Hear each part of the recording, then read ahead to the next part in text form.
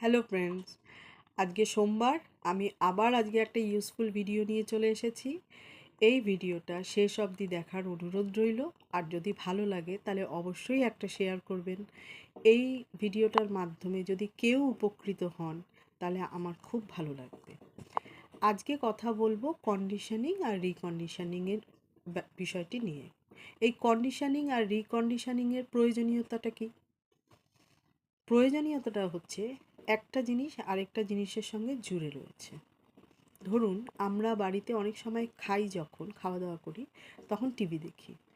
আবার যখন পড়াশোনা করতে বসি তখন হেডফোন কানে দিয়ে গান শুনি বা গান চালিয়ে রেখে পড়তে বসি। কিন্তু ব্যাপারটা হচ্ছে আমাদের ব্রেন একটা সময় একটা কাজেই মনোযোগ দিতে অভ্যস্ত, একটা কাজ করতেই সে অভ্যস্ত। কিন্তু আমরা তাকে এরকম বিভিন্ন একটা দুটো তিনটে কাজে একসাথে উলঝিয়ে দিই। ফলে কি হয়? মাইন্ড রেস্টলেস হয়ে যায়। আর মাইন্ড যখন রেস্টলেস হয়ে যায় তখন সে কোনো কাজই ঠিক করে করতে পারে না। যেমন খেতে বসে যখন টিভি দেখছি, টিভিতে কি হচ্ছে সেখানে যখন মনোযোগ যাচ্ছে তখন হুট করে যদি কাউকে জিজ্ঞাসা করেন এই খাবার টেস্টটা কী, দেখবেন বলতে পারবে না। আর কেউ যদি বলতে পারে যে বলে দিচ্ছি, তার মানে তখন তার পুরোপুরি মনোযোগটা খাবার ওখানেই ছিল। ঠিক একইভাবে পড়াশোনা করার সময় কোনো গান চলছে, সেই গানের কথা খুব ভালো লাগছে, তাহলে সেই কথার উপরেই তখন মনোযোগ রয়েছে।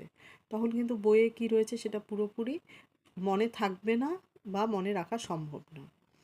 সেই জন্য এই জিনিসটা বন্ধ করে যদি যেটা যখন করছি সেখানেই সেই কাজটাতেই মনোযোগ দেওয়া, এটাকে আবার মাইন্ডফুলনেস বলে, যেটার প্র্যাকটিস এখন খুব করানো হচ্ছে, যেটার প্র্যাকটিস আমি নিজের ক্লাসেও খুব করাই।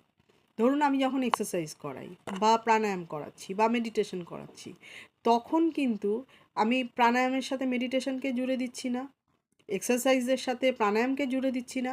যদি সেটা করতে হয় তো কোনো কাজটাই তো হবে না, কোন দিকে মনোযোগ থাকবে? সেই জন্য যখন যেই কাজটা করা সেই কাজটার উপরে মনোযোগ। এবার এটা আসবে কি করে? কন্ডিশনিং, এইটা হচ্ছে কন্ডিশনিং।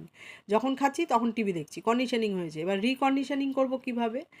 নিজের মাইন্ডকে আগে একটা সাজেশান দিয়ে রাখা, যে আমি যখন এখন আজকে খেতে বসছি বা এখন যখন আমি খেতে বসবো তখন আমি এই খাওয়ার টেস্টের উপরে, রান্না কেমন হয়েছে বা সেটা দেখতে কেমন, মোদ্দা কথা খাওয়ার উপরেই আমার মনোযোগটা থাকবে।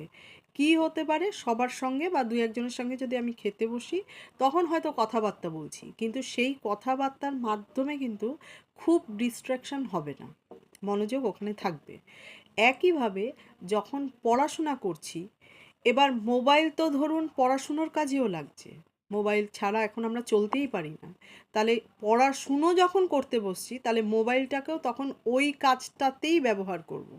যদি পড়তে থাকি, পড়া যেটা নিয়ে পড়ছি, যে সাবজেক্টের উপরে আছি সেটা রিলেটেড ইনফরমেশানই তখন দেখাশোনা করব বা পড়ব। তাতে কাজটা অনেক সলিড হবে, ফলটা অনেক ভালো পাওয়া যাবে। জাস্ট এটা করে দেখুন। প্রথমেই বড় বড় গোল সেট করার দরকার নেই, কারণ অনেকেই দেখেছি খুব বড় বড় গোল সেট করে ফেলে, তারপরে আশানুরূপ ফল হয় না, তখন বলে ধুর এগুলো শুনে বললে কিছু হয় না, এগুলোতে কাজ হয় না। তা কিন্তু না। ছোট ছোট গোল সেট করে প্রথমে সেটাকে আগে ইমপ্লিমেন্ট করুন। রেজাল্ট যখনই আসতে থাকবে তখনই দেখবেন সেই কাজটা করার ইন্টারেস্টটা বেড়ে গেছে। জাস্ট প্র্যাকটিস করে দেখুন।